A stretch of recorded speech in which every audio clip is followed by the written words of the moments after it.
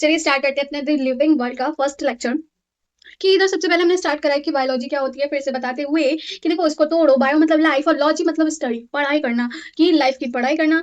ये बायोलॉजी हमारी साइंस की एक ब्रांच है जिसमें हम डील करते हैं, किसकी पढ़ाई करते हैं, ऑरिजिन ऑफ लाइफ की, लाइफ कैसे आई, different type of living organism, कितने कितने प्रकार के लिविंग ऑर्गेनिज्म है और वो किस तरह से अपनी लिविंग प्रोसेसेस करते हैं उनके बारे में। वही इधर का मतलब कह दिया है कि biology is study of story of life on the अर्थ, की किस तरह से लाइफ आई, हाँ डिफरेंट ऑर्गेनिज्म होते हैं वो कैसे प्रोसेस करते हैं, मतलब इन शॉर्ट में ये बात कहती है। ठीक है, अब देखो हमारी अर्थ पे बहुत ज्यादा वेराइटीज है। हाँ, तो इसमें से बताओ हमने कितनी स्पीशीज अब तक ढूंढ ली हैं, वो है आपकी 1.7 से लेके 1.8 मिलियन स्पीशीज अभी तक के टाइम में हमने ढूंढ ली है, हमने आइडेंटिफाई कर चुके हैं। थोड़ा सिंपल वे में बोले तो 17 to 18 लाख हमने अभी तक स्पीशीज फाइंड कर ली है। स्पीशीज स्पीशीज नॉट ऑर्गेनिज्म, वो तो बेटा करोड़ों करोड़, समझ रहे हो ना कितने हैं। एंड आपका जो 12 लाख से ज्यादा तो आपके एनिमल्स एनिमल्स की स्पीशीज हैं, और 5 लाख लगभग आपके प्लांट्स हैं जिसमें आपकी फंगा भी आती है, फंगस भी आती है। ठीक है जी, ठीक है। आगे बढ़ती हुई जो आपके पहले के अर्ली मैन थे, मतलब पहले के लोग, है ना, उन्होंने अर्थ पे जो भी मैटर था वो उसको दो कैटेगरी में डिवाइड कर दिया था। किस किस कैटेगरी में? एक तो एमिटेड मैटर, एक इनएमिटेड मैटर। ठीक है जी, एमिटेड मतलब बायोटिक या जो की चीज लिविंग है, जैसे कि लिविंग हम एनिमल या प्लांट्स, है ना, वही। इनएमिटेड मतलब कि जो कि नॉन लिविंग है या ए बायोटिक मैटर है। सिंपल एज दैट, मतलब कि आपका विंड, सी, फायर, सॉइल, जो भी कुछ कहना चाहो आप वो। ठीक है, अब आगे बढ़ते हुए एक नोट एनसीईआरटी में दे रखा है ये कि all organism ever exist on earth, जो पहले अर्थ पे रह चुके हैं या जो अर्थ पे अब हैं, are are about to extend on the earth, exist on the earth, या आगे अर्थ पे होने वाले हैं, उन ऑर्गेनिज्म के पास पहले, अभी और फ्यूचर में जो एटलीस्ट जो सिमिलर होगा, उनका जेनेटिक मटेरियल सिमिलर होगा, थोड़ा सा होगा। उनका जेनेटिक मटेरियल मतलब न्यूक्लिक एसिड ऑर्गेनिज्म में, सारे के सारे organism at least some similarities in the at least some similarities as they all have common genetic material। ठीक है जी, ठीक। अब आगे बढ़ते हुए एनसीईआरटी में ये भी बात कही गई है कि आपका vertical vertical and horizontal similarities के बारे में क्या है, कैसे है। देखो मान लीजिए मैंने एक फीमेल ले ली और एक मेल ले ली, दोनों ने ब्रीड करा और स्प्रिंग पैदा करी। ठीक है जी, एक मेल हुआ एक फीमेल। ठीक है, ठीक है। अब मैं ये कहूँ कि ये जो मेल है, जो मेल बच्चा है, ये बच्चा जो हुआ है वो अपनी माँ से किस तरह कितना सिमिलर है, या अपने पिताजी से कितना सिमिलर है, तो वो हम किस तरह से देख लेंगे। जो मैं बना रही हूँ देखो इस तरह से देख रहे हैं, अगर किसी को नहीं पता, ये इस तरह से हम कहते हैं वर्टिकल लाइन होती है ये। ठीक है, और ये जो लेटी हुई लाइन उसे हम हॉरिजॉन्टल लाइन कहते हैं। हाँ, तो अब देखो मैं इस बच्चे को उसकी माँ से कैसे देख रही हूँ, इस तरह से कि किस तरह अपने माँ से या अपने पिताजी से वो किस तरह से सिमिलर, काइंड ऑफ वर्टिकल, है ना। ठीक है, और वही मैं इस बच्चे को देखूं इसकी सिबलिंग से, तो वो इस तरह से जा रहा है, ये चीजें मतलब हॉरिजॉन्टल हॉरिजॉन्टल।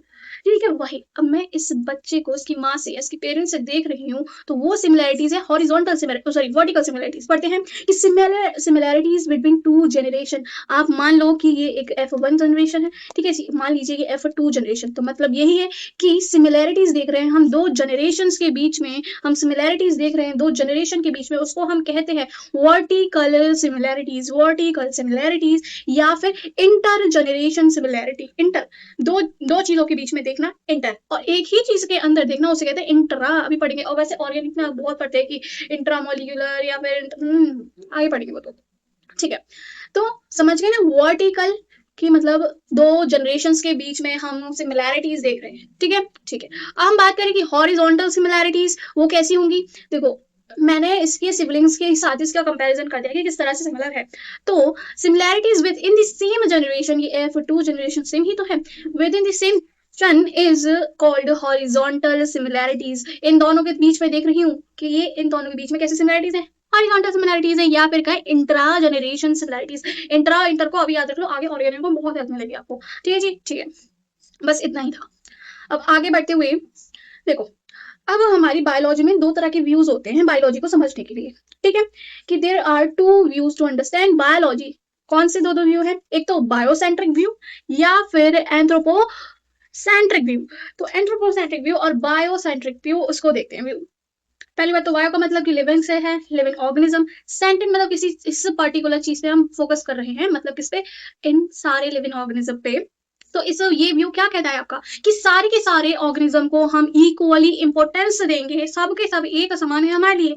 तो इसलिए हम उन सब के बारे में पढ़ेंगे जो जो हमारे आसपास है, ठीक है, जिससे कि हमारी जो बायोलॉजी की नॉलेज है वो हमारी बढ़ेगी बढ़ेगी बढ़ेगी। इसलिए इस व्यू को बेस्ट माना गया। हाँ, फिर आगे बढ़ते हुए जो आपका एंथ्रोपोसेंट्रिक व्यू है, एंथ्रो मतलब आपका ह्यूमन से है, ह्यूमन वैसे तो बहुत शेल्फिश है, हाँ जी। तो ह्यूमन ने क्या करा कि सिर्फ हम अपने आप को सुपीरियर मानते हैं, वैसे तो मानते ही है, अदर देन दी, ठीक है, अदर स्पीशीज से हम तो अपने आप को सुपीरियर मानते ही हैं, ठीक है।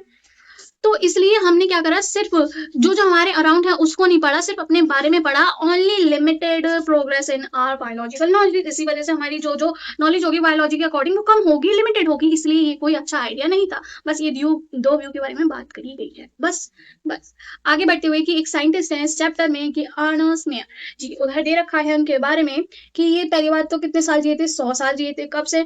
1904 से लेके 2004 तक, ठीक है। टॉप 100 साइंटिस्ट में हमेशा इनका नाम आएगा।